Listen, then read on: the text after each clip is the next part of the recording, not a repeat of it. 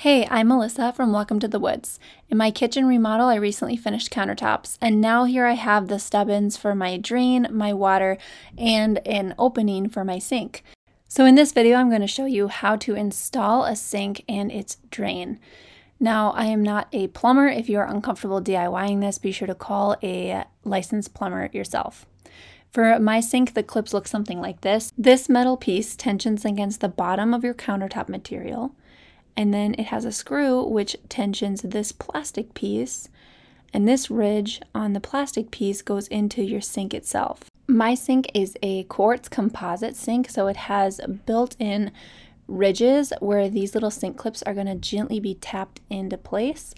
If you push too hard with your hammer, you can crack the sink, so be very careful. The screw that's on the sink clip can be tightened in order to tension the sink clip to the edge of your countertop material, but right now I'm going to loosen it all the way because I want these sink clips to be bendable and not interfere with me setting the sink into the countertop opening. Place your sink clips on each ridge of your sink, and now I'm going to also install the faucet. This I did prior. You just follow the instructions on your faucet installation manual. Make sure that your water lines, hot and cold, are hanging down.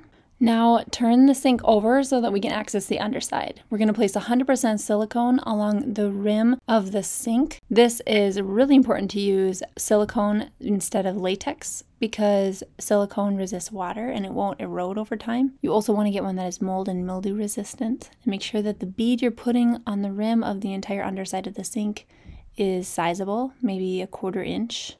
Now I'm ready to place my sink in the hole. Because I'm doing this alone, I'm sticking my hands through the holes in the bottom of the sink where the drains are going to go. That allows me to not touch any of the edges where it's full of the silicone caulk. And you just gently lower it into place. My opening was just a little bit too tight for the sink clips to be installed, so I had to actually take off the middle sink clips around the whole thing and then install them after the fact. So that's what I'm doing here. And then once I actually got that sink to sit in the countertop hole and sit flush flat down, I'm going to go back on the underside and go in with those metal clips, put them back into their respective spots, and use a Phillips screwdriver with a long shank in order to tighten up the screw. It helps to use a little flashlight in this process because it is hard to work underneath the cabinet. Now that your sink is securely in place, you want to check that the silicone on the underside of the sink rim squeezed out and then clean that up.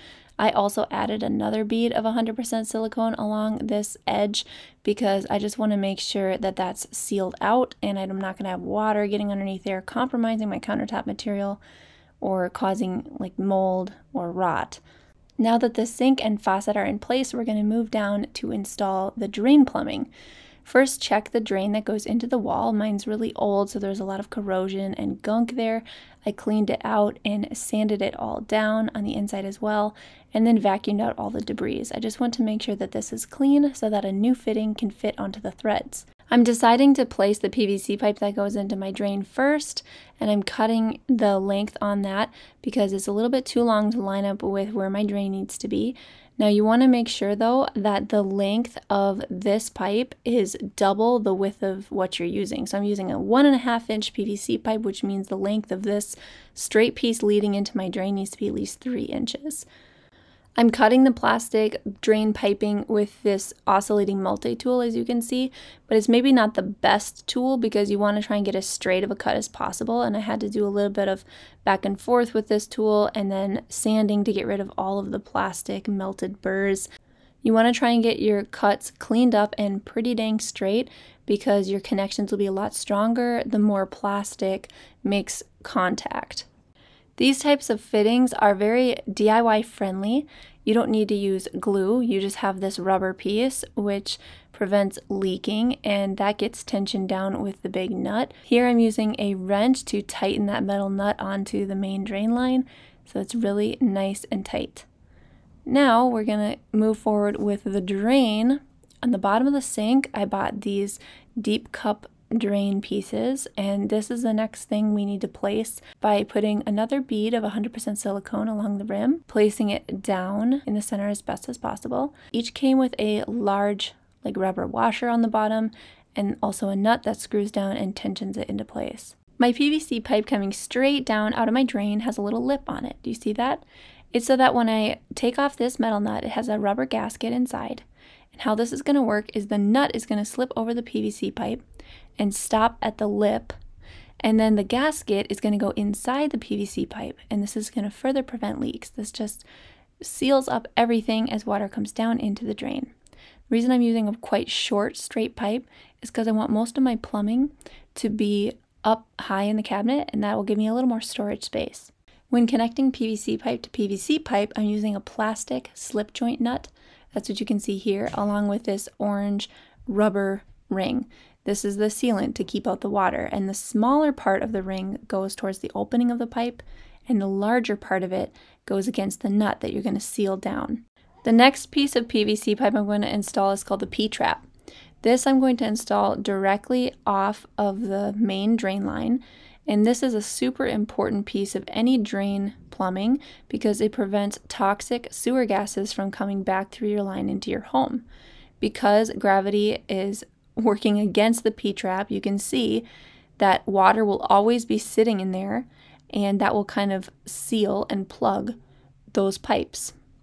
Now this T-piece, it is going to get more connections added to it because this is the piece that's going to connect my main sink drain to the P-trap, and it's also going to allow my second drain to flow in through the opening on the T. It does help to dry fit all the PVC pipes together before tightening all the nuts so that you can know the length you need to cut things and just make sure they're all going to fit.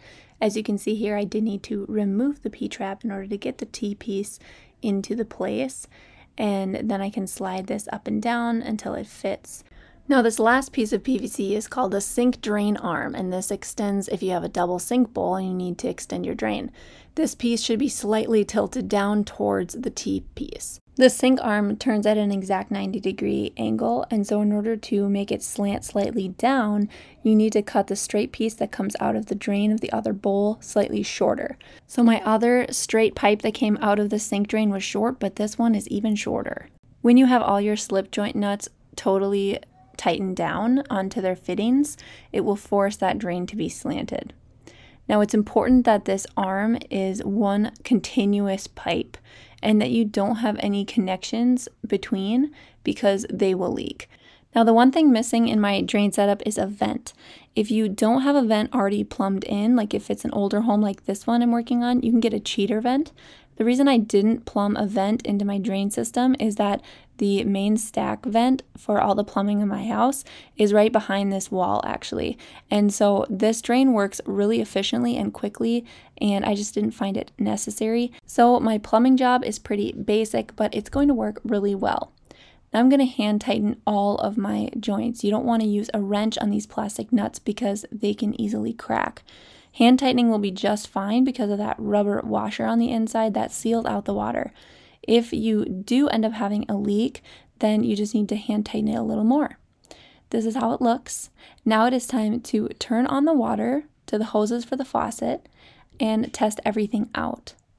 First, I'm going to test my faucet that the hot and cold come out where they're supposed to be. If you want to watch my video on how to install a faucet, I'll link it here. And then I'm going to plug the drain in the sink and fill up my sink with water about halfway. And then I'm going to unplug the drain and let it drain out. It's important to have a lot of water come through your system at once to check for leaks properly. Feel around all of your fittings down below, and if everything is good and there are no leaks, then you are completely done. That is how easy it is to install a sink and its drain system. If this video was helpful to you, I hope you'll consider subscribing to Welcome to the Woods. We'll see you again next time.